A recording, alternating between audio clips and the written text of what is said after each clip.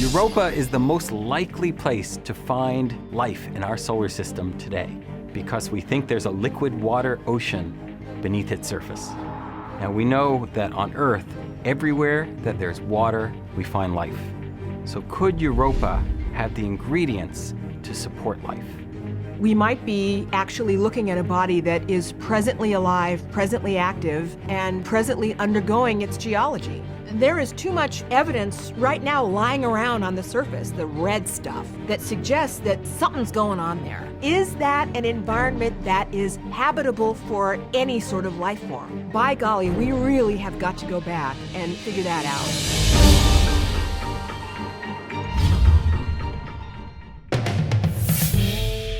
We have designed the Europa mission to take a spacecraft and its set of instruments all the way from planet Earth to Jupiter. Previous mission concepts were for a spacecraft that would orbit Europa, but Europa is bathed in radiation from Jupiter. Any mission that goes in the vicinity of Europa is cooked pretty quickly. Instead, we're looking at a mission that will orbit Jupiter, make close flybys of Europa, and then zip out of the high radiation region. Kind of like when I was a kid, we had the sprinklers, and we didn't want to be too close to the sprinkler head, so we would run in and get a little water and then run back out again. This allows us to have a mission that's many years long and to collect and transmit lots and lots of data.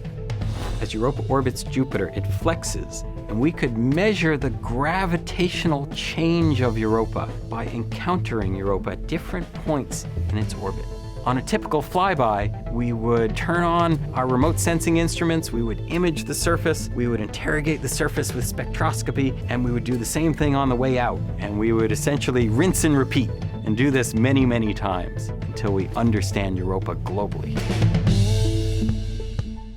Images from the Hubble Space Telescope tells us that Europa might be erupting plumes of water high into space. If that's true, then we could fly through those plumes with a spacecraft and literally taste it to understand the composition of Europa's interior. If it does have the ability to harbor life, how does that work exactly?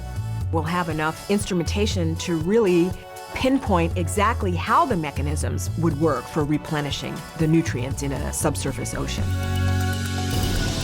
Europa is so important because we want to understand, are we alone in the cosmos? If there's life in Europa, it almost certainly was completely independent from the origin of life on Earth.